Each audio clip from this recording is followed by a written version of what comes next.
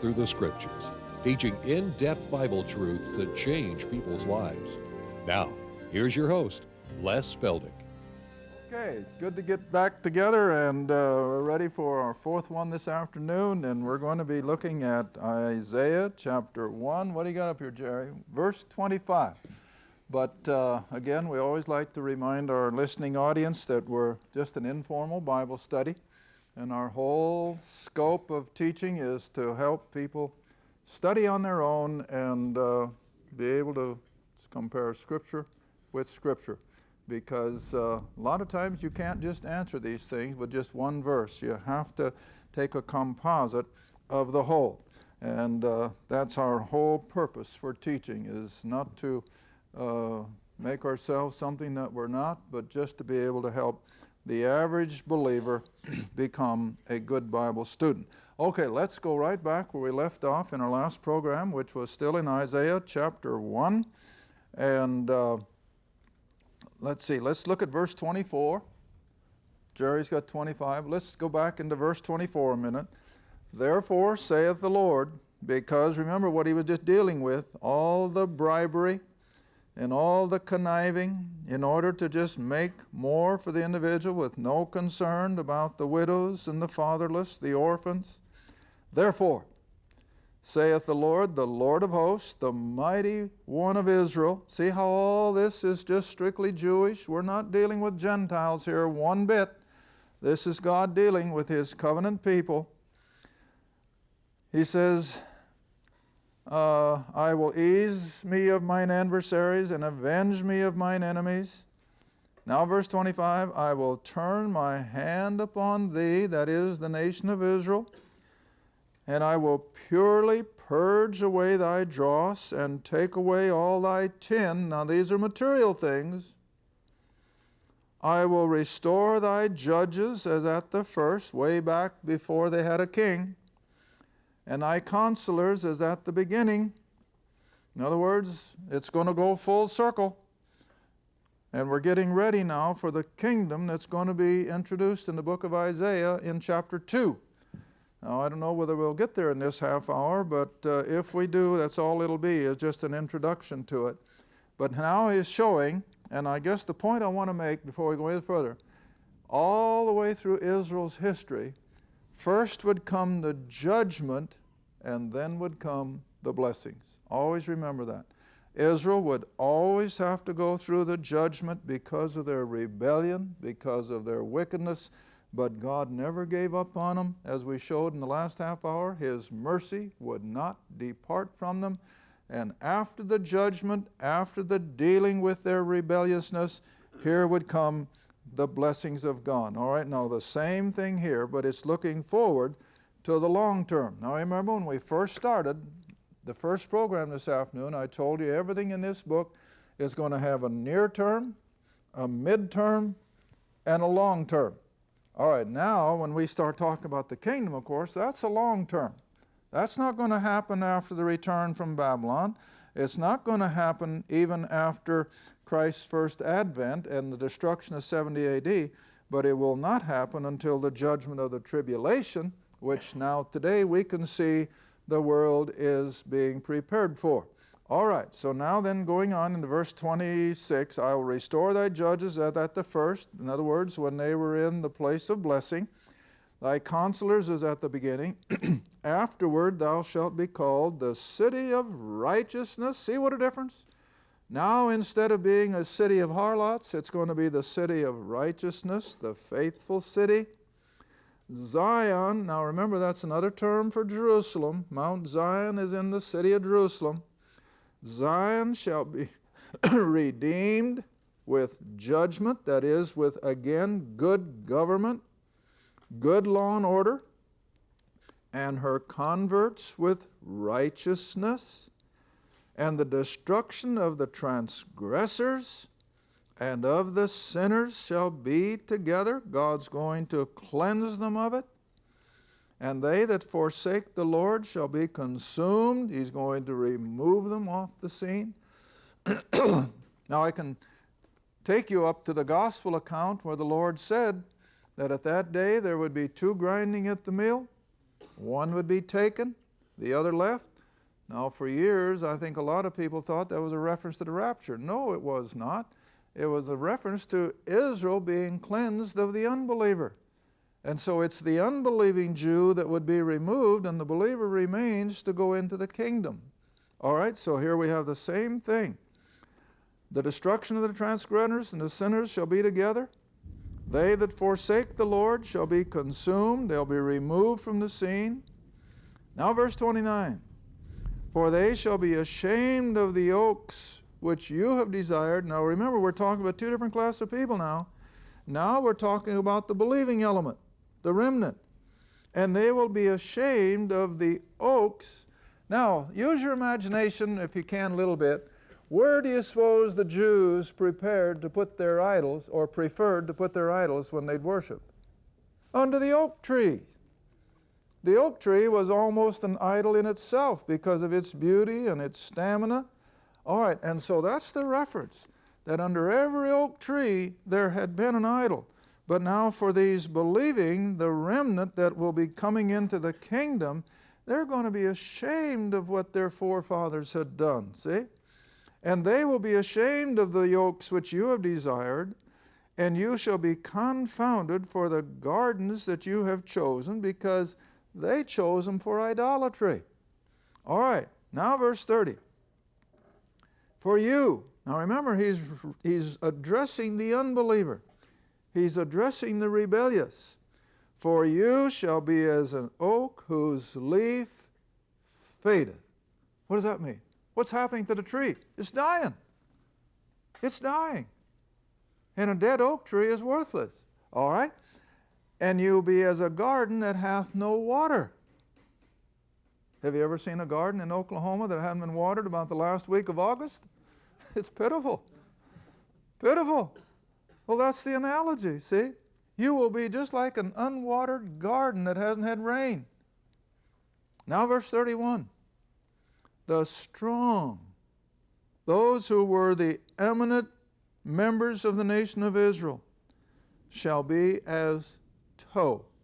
Now, years and years ago I looked that word up, and it has reference to the flax that is used to weave linen. Now you know linen comes from flax straw. Tow was, if I remember correctly, was the flax straw out of which they made their beautiful linen. All right, and the strong shall be just like flax straw. And the maker of that linen, that is the weaver, will be like a spark. Well, what in the world will a spark do to flax straw? Poof, goes up in a flame of fire. And they shall both, what? Burn together. And none shall quench them. Now, if it's a stretch, I think maybe we can include the dead oak tree of the previous verse. I'm not sure, but I think it all is analogous, that all of these things that are coming to nothing in the life of Israel will go up in a puff of smoke in the judgment of God. All right, but now, we're going to break into the sunrise of a precious promise, and that is a coming glorious earthly kingdom for the nation of Israel. Isaiah chapter 2, verse 1. The word that Isaiah the son of Amos saw concerning Judah and Jerusalem. Now remember, like we said at the beginning, he is a prophet ministering in the southern kingdom of Judah and Jerusalem, but it also applies to the northern 10 tribes up in what we refer to as Israel. Now verse 2. It shall come to pass.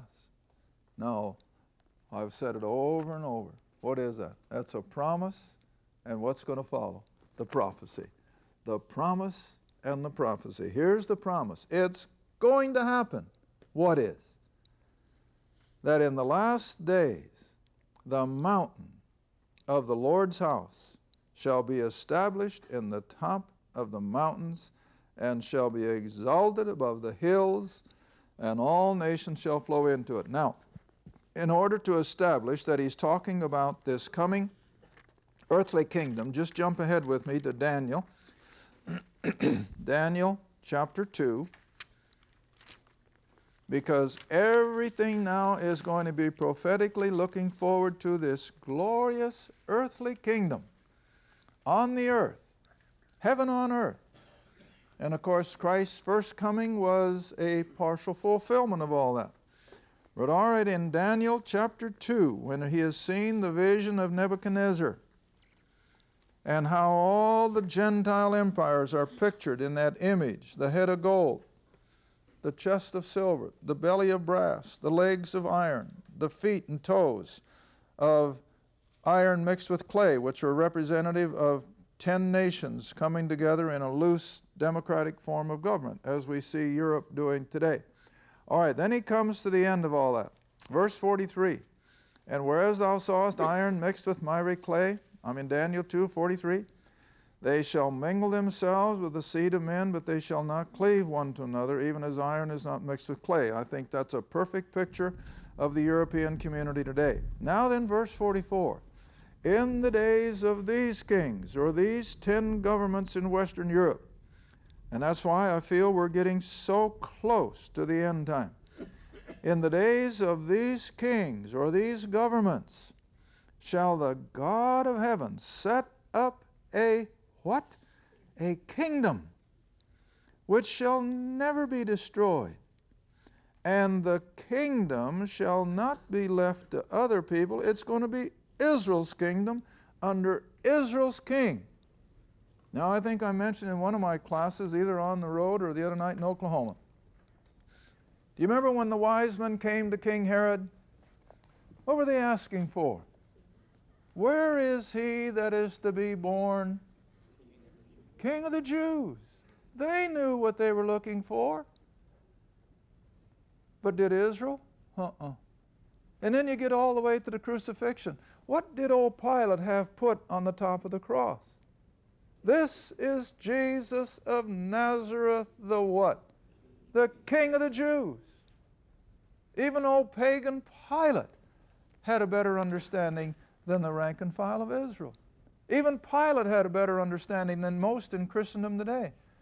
I trust you know that most of Christendom does not recognize a coming earthly kingdom. They don't know what you're talking about. But here it is. It will be a glorious kingdom which shall never be destroyed. Back in verse 44 of Daniel 2. And the kingdom shall not be left to other people. No invader is going to come in and overrun it. It shall break in pieces and consume all those previous kingdoms. It's going to be the only one left. And it shall stand forever. All right, now then, verse 45, he interprets the dream in light of that kingdom. Verse 45, forasmuch as thou sawest that the stone that crushed the image, remember? Inasmuch as the stone that was cut out of the mountain without hands, and that it broke in pieces the iron, the brass, the clay, the silver, and the gold. In other words, that whole image is bowled over, ground up by this coming stone, which is a reference again to Christ, who is always the stone of Scripture. All right? And the great God hath made known to the king what shall come to pass hereafter, and the dream is certain, and the interpretation thereof is sure. All right, now then, while we're in Daniel, might as well go over to chapter 7. Just slip over to chapter 7, where instead of interpreting someone else's dream, Daniel has a vision of his own. And he too is going to depict these same great Gentile empires. And I won't read them verse by verse, but it's the same ones. Verse 4, the first Gentile empire would be Babylon, just like the head of gold. Then comes another one, and it's the Persian Empire, and it's likened unto a bear. And then there comes the next one, which is Greece, verse 6. And it's likened unto a leopard because of its swiftness and its speed. And then comes the fourth great empire, which was the Roman, in verse 7. And then, of course, he goes beyond the Roman and picks up the revived Roman Empire. All right, now then, come on over to verse 9.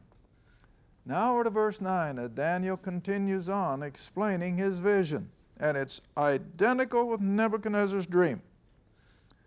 Now verse 9, I beheld till the thrones were cast down. All the Gentile empires have been obliterated. And the Ancient of Days did sit, the God of heaven, whose garment was white as snow, and the hair of his head was like the pure wool. His throne like a fiery flame, and his wheels as burning fire. And then he goes on and gives a graphic description of the very throne room of heaven. And then you come on down to verse 13.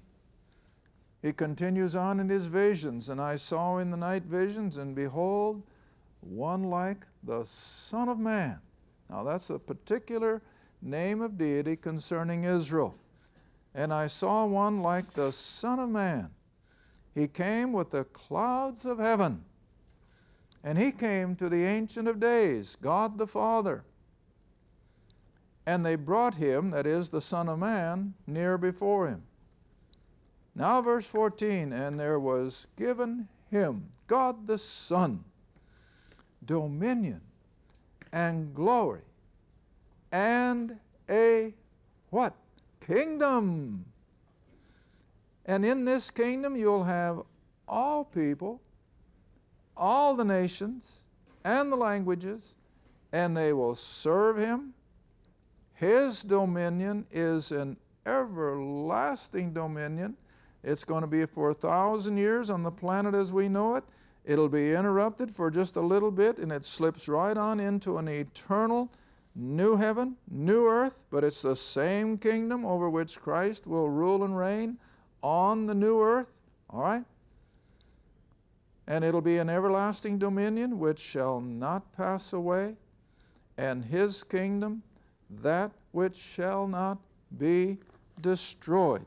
All right, now let's go back and go a little further in Isaiah chapter 2, and then we're going to digress if we have time and pick up some of the other prophecies that depict judgment followed by this glorious coming kingdom.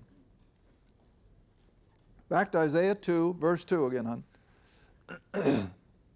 This is a key verse in prophecy. And it shall come to pass in the last days, leading up to Christ's return. Now you got to remember, did Israel have any concept of a 2,000-year interval between the cross and the king? No. There was no concept of that whatsoever. They thought that there would have to be a suffering Messiah, but they didn't understand how, what, and what for. They didn't understand a crucifixion. They didn't understand that the Messiah would be crucified, buried, and raised from the dead. All they understood was that there would be a suffering Messiah. Isaiah 53 was full of it. How he would be like a lamb before his shearers is dumb, and how he would be suffering for the transgressions of the people. But they didn't know how, why, or when. But they also knew there was a coming glorious king. And that's what Peter speaks of, that the prophets searched diligently, because they knew there had to be two concepts of Messiah, a suffering Messiah and a ruling Messiah. But they couldn't put it together. And God didn't expect them to, because, see, Israel had no idea that because of their unbelief, the kingdom would be postponed, and that instead of coming in shortly after the resurrection and ascension and the tribulation, and Christ would return as all the Old Testament depicts it, there would be a 1900 and some year interval with Israel out in dispersion, brought back to the land before the king and the kingdom could come. And so this was all hidden from them so that they couldn't understand it. All right, but reading on in verse 2, that it will come to pass that the mountain of the Lord's house shall be established in the top of the mountains. The mountains here depicting kingdoms. And it'll be above all other kingdoms that have ever existed. And it will be exalted above even smaller kingdoms and empires. And then here's the promise. all nations, all the nations shall flow into it. Now remember, there's no concept here of the intervening church age. There is no concept except that Israel would be the evangelists bringing the Gentiles to a knowledge of their God. Jump all the way up to Zechariah. Zechariah, chapter 8.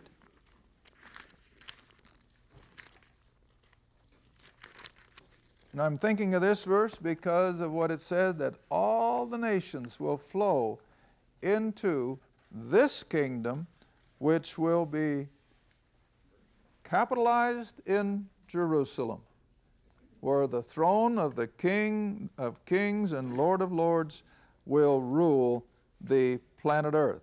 All right, as Zechariah chapter 8, drop in at verse 20. And this is plain language. This isn't gobbledygook. This isn't imagery. This isn't something you have to try and figure out what it's talking about. This isn't figure of speech. This is literal. All right, verse 20. Thus saith the Lord of hosts, the same God that is speaking back in Isaiah. It shall yet come to pass that there shall come people and the inhabitants of many cities. Now don't forget why I came here. All the nations shall flow into it, Isaiah said. All right? And these inhabitants of the cities will say, let us go speedily to pray before the Lord, that is, before Jehovah, before the Son of Man, before Jesus of Nazareth, the exalted one, and to seek the Lord of hosts. I will go also. Verse 22, yea, many people and strong nations, plural, shall come to seek the Lord of hosts. Where? In Jerusalem. Not in heaven, in Jerusalem. The same Jerusalem that's over there today. All right? And they will pray before the Lord. Now here comes a promise from God Himself. Thus saith the Lord of hosts, in those days when Israel has the king and the kingdom, it shall come to pass that 10 men shall take hold out of all the languages of the nations, even shall take hold of the skirt of him that is a Jew. And they will say to the Jew, we will go with you. Why? For we have heard that God is with you. Now, is that plain enough? It's coming. Now, of course, since they dropped the ball at His first advent and rejected this opportunity, they won't have the privilege of winning Gentiles to their Messiah during the kingdom. It will now have to be done before the kingdom begins, because there will be no plan of salvation in the kingdom. There will be no lost people per se. Satan is locked up, so there is no rebellion that's evident. And so this is something that has now, you might say, been abrogated by the fall of the nation, but I feel the 144,000 will pick up the ball in the tribulation period and still make restitution for what the nation as a whole has dropped. All right, in the couple minutes we have left, let's come all the way back to Psalms. We've used these verses, especially for those of you here in my Oklahoma classes. We use this over and over to depict, Psalms chapter 2, hon. Psalms chapter 2, to depict the outline of this Old Testament program. And it's so clearly put. And yet, I'm afraid most of Christendom ignores it. It doesn't, again, need interpretation. I don't have to go and construct out of the Greek what it's saying. It's plain English. All right, verse 1. We got 3 minutes left, and I think I can do it. Verse 1 of Psalm chapter 2. Why do the heathen, the non-Jewish world, rage, and the people, Israel, in consort with them, imagine a vain thing? The kings of the earth, now as it then shook out, it was Rome, Pilate, set themselves, and the rulers, the high priests, took counsel together, not just Jews, but together with the Gentiles, And they rebelled against the Lord and against his anointed, saying, let us break their bands asunder and cast away their cord.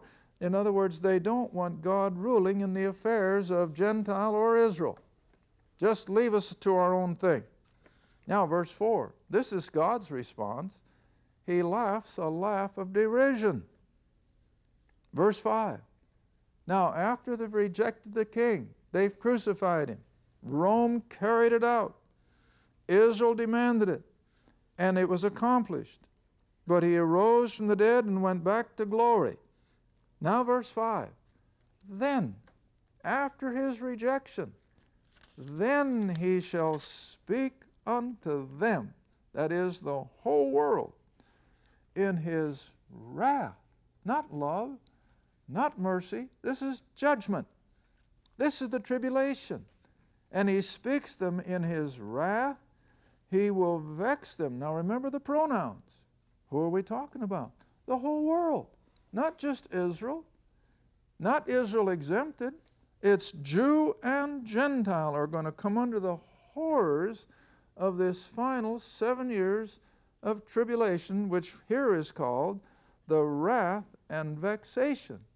All right, now then, what follows the wrath and vexation? The blessings. And what's the blessing? Yet have I set my king upon the holy hill of Zion. Now, isn't that as plain as you can get it? There's the process. Humankind reject the Messiah of Israel. They put him to death. We know from Psalms 110, verse 1, God calls him back to glory to sit at the Father's right hand until he makes his enemies his footstool, which will happen during the tribulation. Then comes in the wrath and the vexation, the 7 years that Daniel 9 depicts. But when the 7 years have run their course, Christ returns, ushers in this glorious kingdom on earth, and he will rule and reign from Mount Zion in Jerusalem. That's the kingdom. And it's now promised from Psalms all the way up through until John the Baptist comes, and what does he announce? The kingdom of heaven is at hand. Why? Because the king was in their midst.